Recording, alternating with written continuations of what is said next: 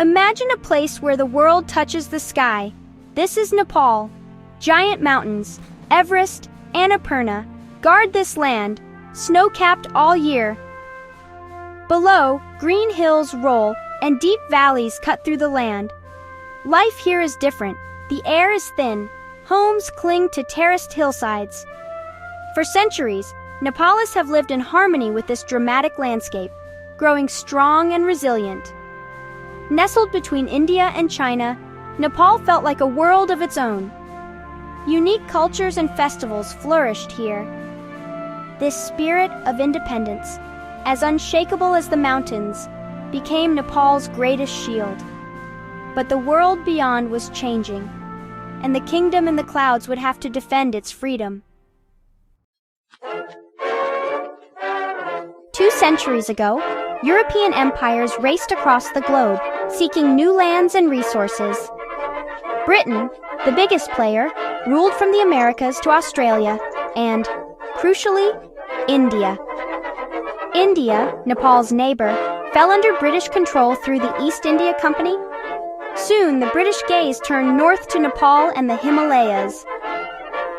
Nepal, isolated and proud, faced its greatest test. Would it become just another colony, or stand free?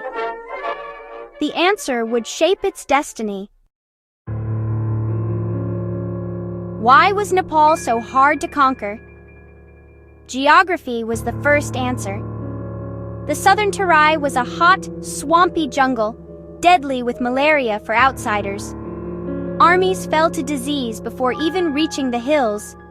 If they survived, they faced steep, rugged mountains. No roads, just narrow, treacherous paths. Marching meant endless climbs and descents, exhausting and slow, perfect for ambushes. Monsoon rains turned trails to mud, caused landslides, and made rivers impassable. Invaders could be stranded for weeks, their supplies dwindling. The Nepali defenders, knowing the land and weather, struck when enemies were weakest. To the north, the Himalayas formed an impenetrable wall. No army could cross. Nepal only had to defend from the south, and the mountains gave a sense of security. The land itself was a fortress, walls of rock and ice, a moat of jungle, and a defense of rain and mud. Any empire that wanted Nepal had to fight not just its people, but the land itself. The geography shaped a nation that was nearly impossible to invade. The mountains protected more than borders. They protected a way of life. In Nepal, nature was the ultimate defender. The British would soon learn this the hard way. Geography was Nepal's shield, but its people were its sword. The hill tribes, Gurungs, Magars, Rais, Limbus, were famed for their toughness and bravery. Raised in the mountains, they became natural warriors, not just farmers. The Gurkhas, Nepal's legendary fighters, lived by the motto, "It is better to die than to be a coward." Masters of guerrilla warfare, they struck from the shadows, using every path and cave to their advantage. Their iconic weapon, the kukuri, was both tool and terror in battle. Charging downhill, kukuri in hand, Gurkhas inspired fear in even the best-trained enemies. Their loyalty to king and country was unbreakable.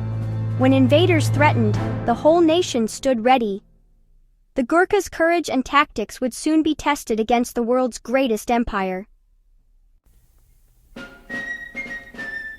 The inevitable clash arrived in the early 1800s. The British East India Company, confident in its power, declared war on Nepal in 1814, the Anglo-Nepalese War. Expecting an easy victory, the British invaded from 4 directions, but the land and people fought back. Soldiers fell to jungle diseases. In the hills, Gurkhas resisted fiercely. Commanders like Amar Singh Thapa and Balbhadra Kunwar used the terrain to their advantage, defending hilltop forts with incredible bravery. At Nalapani, 600 Nepalis, including women and children, held off 5,000 British for days, refusing to surrender even without water. Only when all hope was lost did the survivors break out, fighting through enemy lines. The British were stunned by the Gurkhas' courage. Though the British eventually won, it was costly and brutal. Conquering Nepal proved nearly impossible.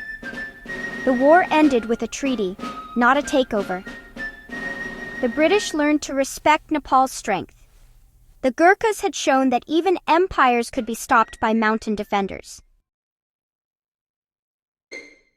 After the war, both sides realized total conquest was a nightmare. Nepal's leaders turned to diplomacy, negotiation, not war. The Sugauli Treaty of 1816 ended the conflict. Nepal lost some land but kept its independence. The British agreed to leave Nepal alone, sending only a resident to Kathmandu. Nepal's rulers, especially Jung Bahadur Rana, perfected the art of balancing friendship and autonomy. Instead of fighting, they befriended the British, offering Gurkha soldiers in times of need. This built trust and goodwill, making Nepal a valuable ally, not a target. Nepal became a buffer state between British India and China, its independence now in Britain's interest. In return, Nepal gained protection and the right to self-rule. Gurkhas joined the British Army, earning respect worldwide. Through smart politics, Nepal turned a potential conqueror into a protector. Diplomacy, not just bravery, secured Nepal's freedom. Even empires weigh costs and benefits. After the war, the British saw Nepal as a prize not worth the price. Nepal lacked gold, vast farmland, or major trade ports. No riches to justify the cost. Building infrastructure in the mountains would be ruinously expensive. Militarily, the Gurkhas' fierce defense meant endless occupation and risk. The British Army was stretched thin. A long war in Nepal would drain resources needed elsewhere. Strategically, an independent Nepal was more useful as a buffer state. By recruiting Gurkhas, the British gained elite soldiers without ruling the country. Leaving Nepal alone brought security and soldiers, without the headache of occupation. Nepal's smart diplomacy and tough terrain made it a prize not worth conquering. Sometimes the best victory is knowing when not to fight. While other Asian nations lost their flags to empires, Nepal's unique flag kept flying. Independence was no accident. It was earned and fiercely protected. Nepalis never had to learn a foreign ruler's language or abandon their traditions. Their leaders were always their own, giving the nation deep pride and identity. For much of the 19th and early 20th centuries, Nepal chose isolation to protect its sovereignty. This kept colonizers out, but also slowed modernization. After World War II, the world changed. India gained independence and Nepal had to adapt. A revolution ended the Rana rule, restoring power to the king and opening Nepal to the world. Today, Nepal is a federal democratic republic, facing challenges as a free nation. The story of survival is a lesson in unity, culture, and resilience. Nepal's uncolonized status is the foundation of its modern identity. The unchained spirit of Nepal endures, inspiring its people and the world. Freedom once won is a legacy to protect.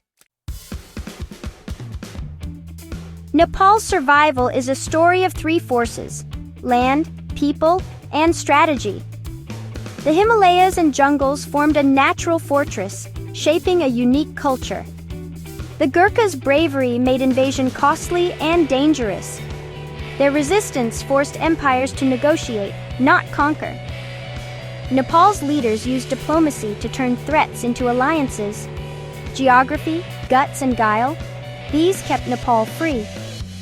A small nation, surrounded by giants, proved that unity and wisdom can overcome any challenge.